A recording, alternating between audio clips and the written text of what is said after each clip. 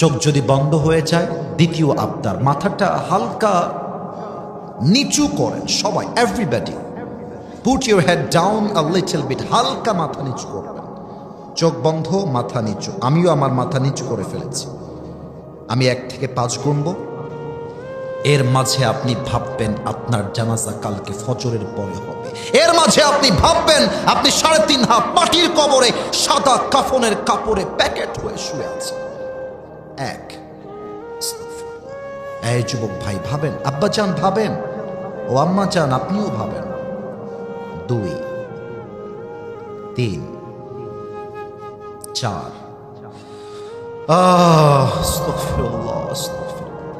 5, চোখ খোলেন, মাথা উঁচু করেন, আমার দিকে তাকান। রূপেরই গৌরবে সাজিয়াছ সাজ,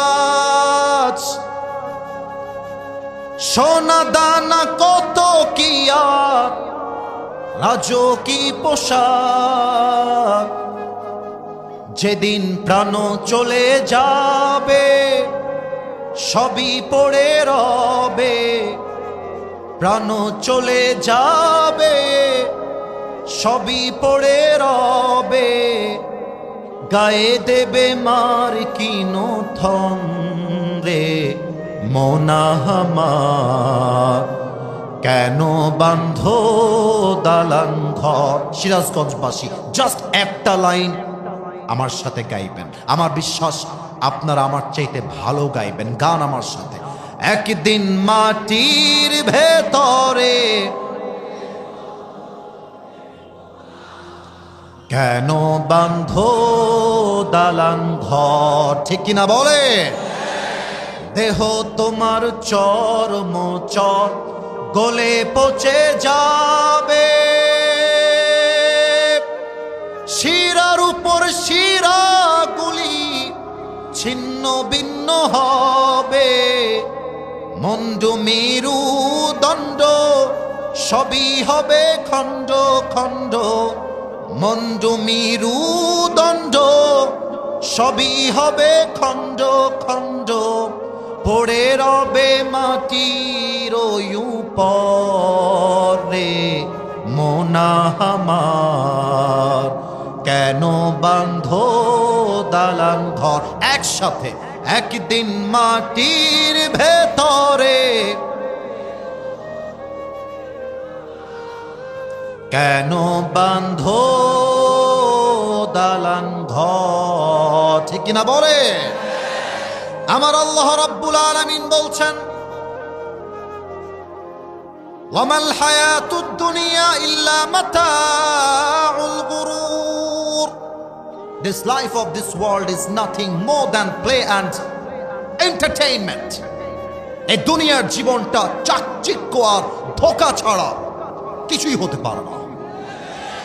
আমি আমার চশমাটা খুললাম, আমি আমার চোখটা 5 সেকেন্ডের জন্য বন্ধ করব এবং আপনাদেরকেও আমার সঙ্গে চোখ বন্ধ করতে হবে। কিন্তু কেন?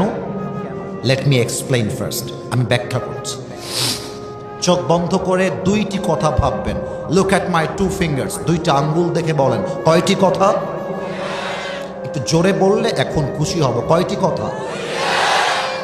1 নাম্বার, আপনি ভাববেন আগামীকাল ফজরের পরে এই মাঠে আপনার জানাজা হবে। এটা হতে পারে না? আমার জানাজা আমার বাড়ির মাঠে হতে পারে না কালকে? প্রথমে এইটা ভাববেন। সেকেন্ডলি আপনি ভাববেন চোখ বন্ধ করে আপনি 3.5 হাত মাটির কবরে সাদা কাফনের কাপড়ে প্যাকেট হয়ে শুয়ে আছে। এই 2টা চিন্তা চোখ বন্ধ করে আপনি হারিয়ে যাবেন। আমি 5 গুনবো, এই 5 সেকেন্ডে আপনি চোখ খুলবেন। আমি আমার চোখ বন্ধ করলাম। সিরাজগঞ্জবাসী আপনারা চোখ বন্ধ করেন। আমার বিশ্বাস আপনাদের চোখ বন্ধ হয়ে গেছে। সিরাজগঞ্জের মানুষ আলেমদেরকে কলিজা দিয়ে ভালোবাসে, এটা আমার বিশ্বাস। চোখ যদি বন্ধ হয়ে যায়, দ্বিতীয় আবদার, মাথাটা হালকা নিচু করেন সবাই, everybody put your head down a little bit, হালকা মাথা নিচু করবেন। চোখ বন্ধ, মাথা নিচু। আমিও আমার মাথা নিচু করে ফেলেছি। আমি 1 থেকে 5 গুনব। এর মাঝে আপনি ভাববেন আপনার জানাজা কালকে ফজরের পরে হবে। এর মাঝে আপনি ভাববেন আপনি 3.5 হাত মাটির কবরে সাদা কাফনের কাপড়ে প্যাকেট হয়ে শুয়ে আছেন। এক, এই যুবক ভাই ভাবেন, আব্বা চান ভাবেন, ও আম্মা চান আপনিও ভাবেন। 2, 3, 4, আস্তাগফিরুল্লাহ, আস্তাগফিরুল্লাহ। 5, চোখ খোলেন, মাথা উঁচু করেন, আমার দিকে তাকান। নিজেকে একটা প্রশ্ন করেন, এখন আপনি যদি এখন এই মুহূর্তে এখানে মারা যান, আপনি কি আপনার জীবনে এমন কোন আমল আজ পর্যন্ত করেছেন যে আমল দ্বারা আপনি বলতে পারবেন আমি যদি এখন এই মুহূর্তে মারা যাই, আমি বলতে পারবো আমার কবরটা এখনই জান্নাতের বাগান হয়ে যাবে? নিজেকে প্রশ্ন করেন, আমাকে উত্তর দিতে হবে না, নিজেকে বলেন। আমি যদি আমার কথা বলি, আমার মন বলছে না, আমার মন বলছে আসিফ তুই তোর জীবনে এত ভালো আমলও কখনো করিস নাই যে তুই মারা গেলে এখনই তোর কবরটা জান্নাতের বাগান হয়ে যাবে। আপনারটা আপনি জানেন, আমি জানি না। একটা কথা বলবো, রাগ করবেন না। আমি যদি স্টেজ থেকে এখন নেমে যাই, অনেকের পকেট চেক করি, এখানে এমনও লোক বসে আছে যার পকেট চেক করলে এই মাহফিলে বিড়ির প্যাকেট খুঁজে পাওয়া যাবে। মাফ করবেন, আমি কিন্তু আঘাত দেওয়ার জন্য বলি নাই, সত্য বলছি, আঘাত দেওয়ার জন্য বলে নাই। কেউ কারোর দিকে তাকিও না, তোমরা আমার দিকে তাকাও। এখানে এমনও যুবক বসে আছে, তার ফোনটা যদি আমি হাতে নিয়ে লকটা খুলে ফেলি, ওই যুবকের ফোনে অনেক উলঙ্গ নারীর ভিডিও, অডিও, ছবি খুঁজে পাওয়া যাবে। যুবক, এখানে এমনও অনেক যুবক বসে আছে, এমনও অনেক লোক বসে আছে যারা আজকে এই জুমার দিনে জাস্ট জুমার নামাজটা ছাড়া ফজর থেকে নিয়ে এশা পর্যন্ত এক ওয়াক্ত নামাজও পড়ে না। এরকম লোক বসে আছে। নিজেকে ভাবেন, নিজেকে প্রশ্ন করেন আপনি কোন কাতারে আছেন। আর মা বোনেরা যারা এসেছেন, আমি শুরুতে স্যালিউট জানিয়েছি, তবে সেই মেয়েদেরকে আমি প্রচণ্ডভাবে ঘৃণা করি যেই মেয়েরা বোরকা পরে পার্কে গিয়ে প্রেম করে বেড়ায়। আজকালকার বোরকা জাস্ট নামে বোরকা। অনেক মেয়ে আছে হাতে মোজা, পায়ে মোজা, বোরকা, মুখ ঢাকা, তবুও 4টা ছেলেকে নাকের ডগায় রশি লাগিয়ে ঘুরিয়ে বেড়ায়। মৃত্যুকে আল্লাহ তাআলা আমাদের জন্য 2টি ভাগ করেছেন। বেলকুচিবাসী বলেন সবাই, কয়টা? আওয়াজটা 80 ভাগ পেলাম, 100 ভাগ নয়। আবারও বলেন, কয়টা? 1 হলো নামাজি বান্দার মরণ, আর 2 নাম্বার হলো বেনামাজি বান্দার মরণ। নামাজি বান্দার সামনে যখন মালাকুল মউত চলে আসবে, আমার চেহারার গায়ের রঙের দিকে একটু খেয়াল করেন। মালাকুল মউতের গায়ের চামড়ার রং হবে ধবধবে ফর্সা। সুবহানাল্লাহ পড়বেন না আপনারা? দেহের জুব্বা হবে সাদা, একটা ধবধবে লম্বা জুব্বা।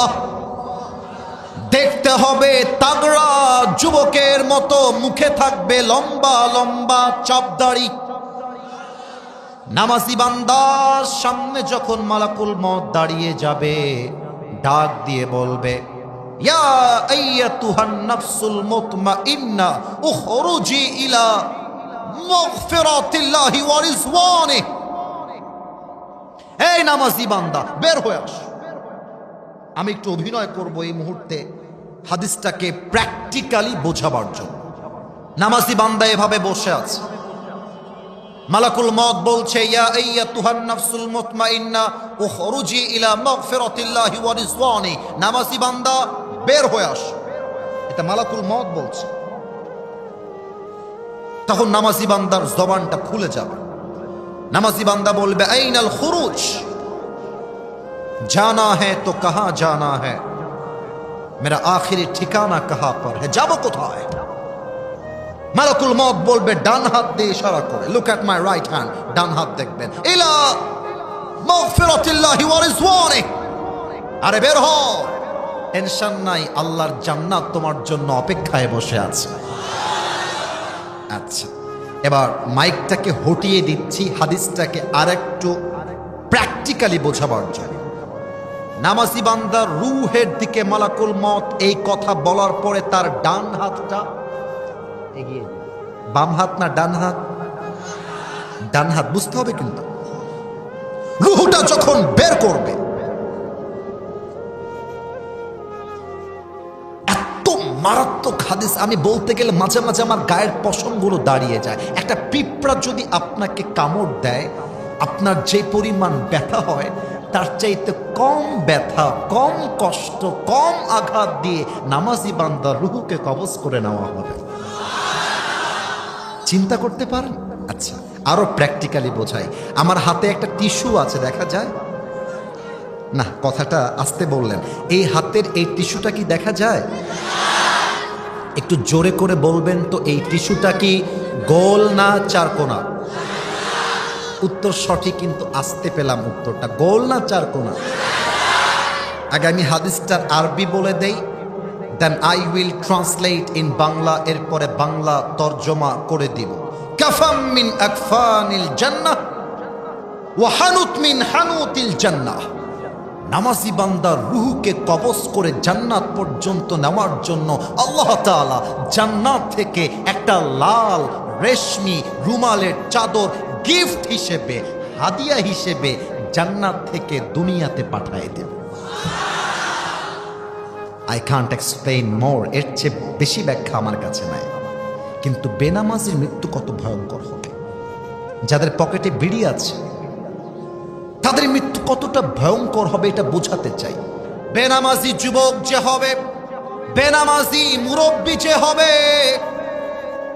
তার সামনে যখন মালাকুল মত আসবে, চশমাটা আমি আবার খুললাম, এই দুইটা চোখ হবে মালাকুল মতের টকটকে লাল,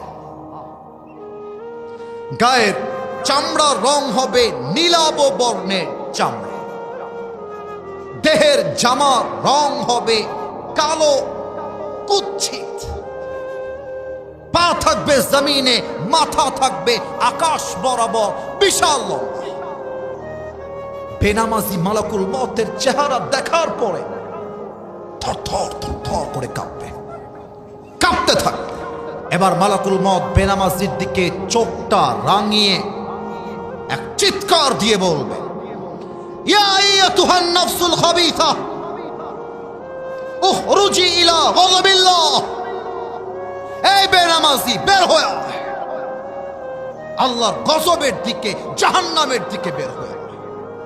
একটা ধমক খাওয়ার সাথে সাথে বেনামাজির রূহটা ছিঁড়ে বের হবে। একবার ডান দিকে, একবার বাম দিকে, একবার পেছনের দিকে দৌড়ে দৌড়ে পালিয়ে যাবে। এবার আমার বাম হাত দেখবেন সবাই। মালাকুল মত তার বাম হাতটাকে পেছনের দিকে নেবে, একদম he will take his left hand step back, একদম পেছনে, পেছন থেকে বেনামাজির রূহের দিকে মালাকুল মত একটা থাবা মারবে। রূহটাকে যখন হাত দিয়ে ধরে এমনি বের করে আনবে, হাদিসে আসছে একটা জীবিত ছাগলকে জবেহ না করে তার চামড়া কেউ যদি ব্লেড দিয়ে টেনে টেনে ছিঁড়ে ফেলে, ওই ছাগলটার যে পরিমাণ কষ্ট হয় তার চাইতে কমসে কম 70 গুণ বেশি কষ্ট দিয়ে বেনামাজি বান্দার রূহকে কবজ করা হবে। বলেন নাউজুবিল্লাহ। এই ওয়াজ শুনেও কেউ যদি নামাজি না হয়, তার মতো কপাল পোড়া আর কেউ নেই। এই ওয়াজ শুনেও কোন যুবক যদি হারাম প্রেম ছাড়তে না পারে, ওর মতো কপাল পোড়া আর কেউ নেই। তবে আমার বিশ্বাস, যুবকদের চরিত্র ঠিক করতে বিয়ে ছাড়া সেকেন্ড কোনো অপশন আমাদের কাছে নাই। যুবক অনেক বাবা আছে যারা জানে যে আমার ছেলে হারাম সম্পর্কে আছে, তবুও তার ছেলেকে বিয়ে দিতে চায় না। আমি তো স্পষ্ট ভাষায় বলি, আপনার ছেলেকে যদি আপনি রাইট টাইমে বিয়ে না দেন, আর আপনার বিয়ে না দেওয়ার জন্য আপনার ছেলে যদি সিরাজগঞ্জের শহরে গিয়ে, পার্কে গিয়ে কোনো মেয়ের সঙ্গে অবৈধ প্রেম করে, এর প্রত্যেকটার দায়ভার কিয়ামতে আব্বাজানকে তার কাঁধে বহন করতে হবে। রূহ যখন কবজ হয়ে যাবে, লাশ যখন কবরে দাফন হয়ে যাবে, রিলেটিভস তথা আত্মীয় স্বজন যখন 40 কদম দূরে যাবে, দুইজন ফেরেশতা এসে আপনাকে আমাকে মোট কয়টা প্রশ্ন করবে? 4টা। কে বলেছে 4টা? 4টা। ভয় নাই, ভয় নাই। কে 4টা বলেছে? ঠিক আছে, you are right, you are right. 4টা বলেছো তুমি, ঠিক। আপনারা হাত নামান। প্রশ্ন মোট 3টা নয়, আগেই বলেছিলাম সাবধান হয়ে বলতে হবে। মোট প্রশ্ন 4টা। ভয় পাবেন না, আমি বলে দিয়ে যাব। আমি প্রথম প্রশ্ন মনে করেন ফেরেশতা হিসেবে, এক্সাম্পল হিসেবে প্রশ্ন করছি, আপনি জবান খুলে উত্তর দিবেন।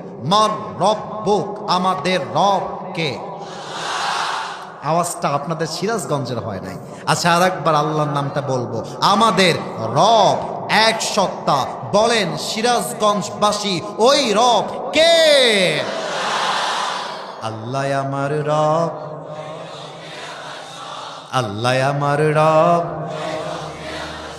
দমে দমে তনু মনে তারি অনুভব। তোমার দুনিয়াতে আমি যেদিকে তাকাই, অথই নেয়ামতে ডুবে আছি সবাই।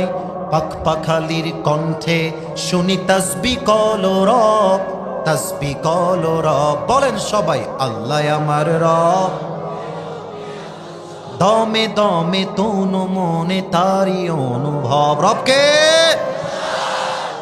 ওয়াজের মাঝে একটা কথা মনে পড়ে গেল, রাগটা করবেন নাকি আবার? না, আপনাদের পারমিশন লাগবে, না হয় বলতে পারবো না। পারমিশন আছে? একটা ছেলে বিয়ের জন্য মেয়ে দেখতে গেছে। পাত্রী, পাত্রী মানে তো বোঝো, তোমাদেরকেও দেখতে হবে আগামীতে বিয়ের জন্য। তো পাত্রীর সঙ্গে কথাবার্তা মোটামুটি আগায় গেছে। শাদি বহুত হি জলদ হি হোনে ওয়ালা হ্যায়, হয়ে যাবে, মানে বিয়েটা হয়ে যাবে যাবে ভাব। তো যুবকটা যখন পাত্রী দেখে বের হয়ে যাবে, মেয়েটা বলছে, ভাইয়া একটু কথা বলা যাবে? মেয়েদের ঢং কিন্তু এমনই হয়, খেয়াল করবেন। অযথা ন্যাকামি করে, ছোট্ট একটা নর্মাল কথা এমন ঢং দিয়ে বলে মনে হয় নবজাতক মায়ের পেট থেকে বের হয়ে আসছে। ভাবটা এমন যেন ভাজা মাছটা উল্টাই খাইতে পারে না। যখন বিয়ে করবা তখন দেখবা রাজরানী নয়, কাল নাগিনী বিয়ে করে নিয়ে আসছে। তবে সব মেয়েকে আমরা এক পাল্লায় মাপি না। তো মেয়েটা বলছে, ভাইয়া একটু কথা বলা যাবে? তো ছেলেটা বলছে, এত সুন্দরী একটা মেয়ে, বিয়ে যেহেতু আগায় গেছে, কথা বললে সমস্যা কি, একটু কথা বলে নেই। তো মেয়েটা বলছে, আসলে আমি কিন্তু মজার জন্য বলছি না, একটা মেসেজ আছে গুরুত্বপূর্ণ, তাই বলছি। তো বলতেছে, আপনার সঙ্গে আমি একটু আলাদা কথা বলতে চাই, পার্সোনাল কথা, আপনার আব্বা আম্মা থাকতে পারবে না। তো যুবকটা যেহেতু ইসলামকে ভালোবাসে, কোরআনকে ভালোবাসে, যুবকটা বলতেছে, ঠিক আছে, আপনি এক কাজ করেন, আপনি রুমের এই পাশের দেয়ালের কাছে আসেন, আমার আব্বা আম্মা এক্সিট গেট তথা বের হওয়ার গেট, ওখানে দাঁড়ায় থাকো, একটু দূরত্ব ডিস্টেন্স মেনটেন করুন। তো মেয়েটা বলতে গিয়েও বলছে না। তো যুবকটা বলছে নির্দ্বিধায়, যা বলতে চান you can make conversation with me very normally, যা বলতে মন চায় বলেন। তো মেয়েটা বলতেছে, আসলে আপনাকে আমার পরিবারের সবার পছন্দ হয়েছে, আমারও পছন্দ হয়েছে, বাট প্রবলেম একটা জায়গায়। তো বলছে, কি প্রবলেম? বলছে, আপনার মুখে এই যে লম্বা লম্বা চাপ দাঁড়িয়ে আছে না, আপনাকে এটা কেটে ফেলতে হবে। জোরে বলেন নাউজুবিল্লাহ। যুবকটা হতভম্ব, কিংকর্তব্য বিমূঢ় হয়ে গেছে। আরে ব্যাপার কি, সবই তো ঠিকঠাক ছিল। What is your problem with this beard? দাড়ি নিয়ে আপনার সমস্যাটা আসলে কোথায়? তো মেয়েটা বলছে, দাড়িতে কেমন যেন আপনাকে চাচা চাচা লাগে। দাড়িটা কেটে ফেললে আপনাকে দেখতে সুন্দর লাগবে। শোনো, একটা কথা বলে দিই তোমাদেরকে, গায়ে লাগবে, হাসবা, তবে কথাটা ঠিক কিনা আমাকে বলে দিও। যেই মেয়েদের দাড়িওয়ালা দেখলে পছন্দ হয় না, এদেরকে ধরে এনে বিটিএস এর হিজড়ার সঙ্গে বিয়ে দিয়ে দেবা। যে মেয়ের দাড়িওয়ালা পছন্দ নয় সে তো আমার বাড়ির বউ হওয়ার যোগ্যতাই রাখে না। আর যে মেয়ের দাড়িওয়ালা পছন্দ সেই তো আমার বাড়ির বউ হওয়ার যোগ্যতা রাখে। তো যুবকটা বলছে, প্রিয় বোন, আপনি যদি আমাকে বিয়ে করতে চান এই দাড়ি নিয়েই বিয়ে করতে হবে। আর যদি আপনি আমাকে দাড়ির জন্য বিয়ে করতেই না চান, আপনার মতো কয়েক কোটি মেয়ে আমাকে ছাড়লেও আই ডোন্ট কেয়ার। আপনার মতো মেয়ের চাইতে আমার নবীর আদর্শের দাড়ি আমার কাছে অনেক বেশি দামি আমার সিরাজগঞ্জের ভাই। তো কবরে যখন প্রশ্ন করবে, আতারিফু হাদার রাজুল, do you know this person, who is he? তুমি কে মানুষটাকে চেনো? আপনার মুখে না এই দাড়ি, আপনি মানেন না নবীর আদর্শ। তাহলে একটা কথা বলেই ফেলে, আজকে আমার যে মাহফিলে বাধা দেওয়া হয়েছিল, আমি জাস্ট একটা কথা বলেছিলাম, আমার নবী মুহাম্মদুর রাসূলুল্লাহ সাল্লাল্লাহু আলাইহি ওয়াসাল্লাম, আমার ধর্ম ইসলাম। এবং 4 নাম্বার যে প্রশ্নটা, তুমি এতগুলো জ্ঞান অর্জন করেছো কই থেকে? ওয়ামা ইলমুক, what is the source of your knowledge? তোমার জ্ঞানের উৎস কোথায়? আমি বললাম আল কোরআন। এখন আমি ওই মাহফিলে বলেছিলাম, আমরা যদি আমাদের কোরআনটাকে মন থেকেই ভালোবাসি, আমার দাবি একটা ছিল, এনসিপি মুসলমান, আওয়ামী লীগ মুসলমান, বিএনপি মুসলমান, জামাত মুসলমান, চরমনায় মুসলমান, আহলে হাদিস মুসলমান, আমরা যারা কওমি মাদ্রাসায় পড়েছি আমরা মুসলমান, আলিয়া মুসলমান। বাংলাদেশের 90% মানুষ মুসলমান ঘরের সন্তান। আমি বলেছিলাম, যদি আমরা সবাই মুসলমান হই তাহলে আগামীতে পার্লামেন্ট চলবে গণতান্ত্রিক আইনে নয়, ব্রিটিশ আইনে নয়। আগামীর পার্লামেন্ট চলতে হবে আল্লাহর কোরআনের সংবিধান দিয়ে।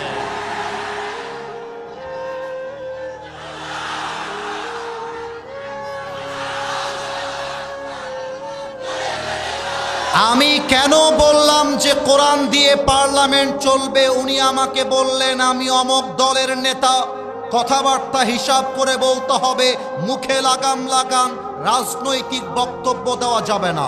আমার মাইন্ড স্ট্রাইক করলো। আমি বাঘের মতো হুঙ্কার দিয়ে বলেছিলাম, আল কোরআন দিয়ে পার্লামেন্ট চলবে, এটা নির্দিষ্ট কোনো দলের দাবি নয়, এটা 18 কোটি মুসলমানদের কলিজার দাবি সিরাজগঞ্জের ভাই। আল কোরআন দিয়ে যদি দেশ চলে, ওসমান হাদির খুনি ভারত পালিয়ে যাবে তো দূরের কথা, ওসমান হাদিকে গুলি করার পরে ওই খুনিরা ঢাকা শহর ছাড়তে পারত না। এই কোরআন দিয়ে যদি ওসমান হাদির খুনিদের বিচার করা হয়, বিচারটা হবে এমন ভাবে, ওরা যেমন আমার ভাইয়ের মাথায় গুলি করে ভারতে পালিয়ে গিয়েছে, ওদেরকে ধরে এনে ঢাকার জাতীয় মসজিদ বাইতুল মুকাররমের সামনে ওরা যেমন আমার ভাইয়ের মাথায় গুলি করেছে, ওদের মাথায় গুলি করে হত্যার রায় পাশ করতে হবে। হাত তুলে বলো সবাই, ঠিক কিনা?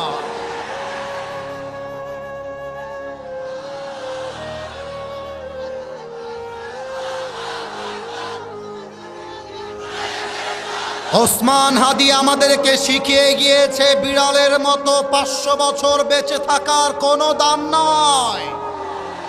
আরে বাঁচতে হলে বুক ফুলিয়ে সিংহের মতো 1 ঘন্টা আমরা বাঁচতে চাই। বলো বীর, বলো উন্নত মম শির, শির নেহারি আমারই নত শির ওই শিখর হিমাদ্রির। বলো বীর, বলো মহাবিশ্বের মহাকাশ ফাড়ি, চন্দ্র সূর্য গ্রহ তারা ছাড়ি, ভুলক দুলক গোলক ভেদিয়া, খোদার আসন আরশ ছেদিয়া উঠিয়াছে চির বিস্ময়, আমি বিশ্ববিধাত্রীর। বলো বীর, আমি চির উন্নতম শির। অতএব আমি আমার কথা এই বক্তব্যের মাধ্যমে শেষ করতে চাই। যারা মুসলমান হিসেবে দাবি করেন যে আমি মুসলমান ঘরের সন্তান, আগামীতে আমরা কোনো জামাত বিএনপির মারামারি দেখতে চাই না। আমরা হাতে হাত রাখতে চাই, বুকে বুক মিলাতে চাই। আগামীর বাংলাদেশ হবে ইসলামের বাংলাদেশ, আগামীর বাংলাদেশ হবে কোরআনের বাংলাদেশ, আগামীর বাংলাদেশ হবে দাড়ি টুপিওয়ালা আলেমদের বাংলাদেশ। দুহাত তুলে বলেন সবাই, ঠিক কিনা?